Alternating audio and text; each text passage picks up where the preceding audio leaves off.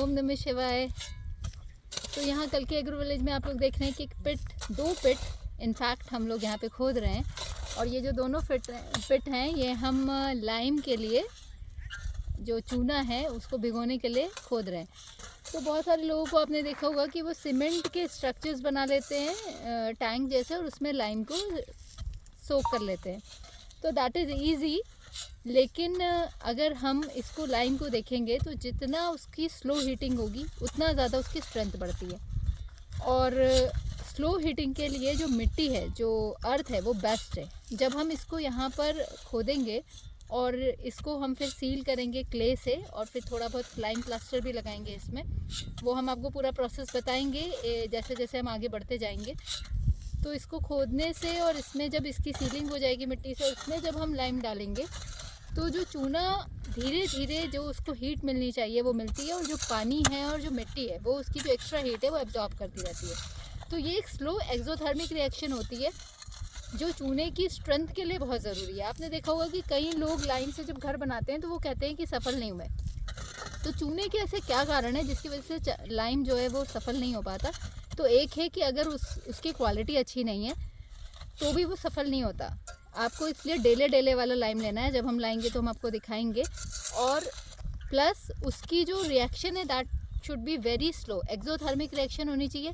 इसलिए जो ड्रम है उसमें बहुत लोग डाल देते हैं बहुत सारा लाइम, तो उसमें क्या होता है कि बहुत अच्छे से उसके हर पार्टिकल को हीट नहीं मिल पाती। इसलिए बेस्ट ये है कि आपके पास एक चौड़ा पिट होना चाहिए। जैसे हम यहाँ पे बना रहे हैं 10x5, और इसकी हम डेप्थ भी 5 रखेंगे।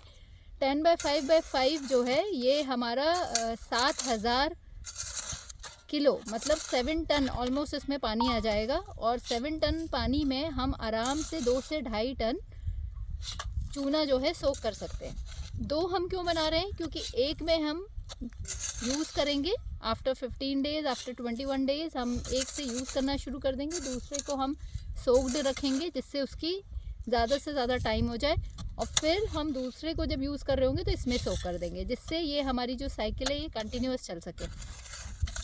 ऐसा इसलिए भी करना पड़ता है क्योंकि लाइम को आप जितना ज़्यादा एजिंग देते हैं, ये नहीं कि हमने भिगो दिया और 2-3 दिन बाद हम यूज़ करने लगे, तो वो लाइम उतना स्ट्रेंथ नहीं दे पाता। अगर आपको उसको बहुत ज़्यादा स्ट्रेंथ आप चाहते हैं उसमें डेवलप हो, तो उसकी पूरी साइंस है, और उसमें जो मेन कंपोनेंट है वो है एजिंग प्रोसेस। उसको आप जितना दिनों तक रख सकते हैं उतना अच्छी उसकी स्ट्रेंथ बनती है। कहते हैं कि जो मंदिर हमारे यहाँ बनते थे पहले, उसमें एक जनरेशन तक लाइम को जो है भिगो के रखा जाता था। तो इस साइंस को दोबारा से समझने की ज़रूरत है, प्रैक्टिकल करने की ज़रूरत है। हाँ, बहुत इजी ज़रूरत है कि आप सीमेंट लाए, आपने सीधे बना दिया, लेकिन लाइम और सीमेंट में क्या डिफरेंसेस हैं, क्या फ़ायदे हैं, क्या प्रॉस एंड कॉन्स हैं, सीमेंट के क्या फ़ायदे हैं, लाइम के क्या फ़ायदे हैं, ये सारी चीज़ें हम लोग टाइम टू टाइम डिस्कस करेंगे, जिससे फिर आप भी चुन सकते हैं कि आप किस ऑप्शन पे जाना चाहते हैं। हम लोग लाइम पे बहुत सारी वजहों से जा रहे हैं, वो धीरे धीरे बात करेंगे। तो आज बस इतना ही। ओम नमः शिवाय।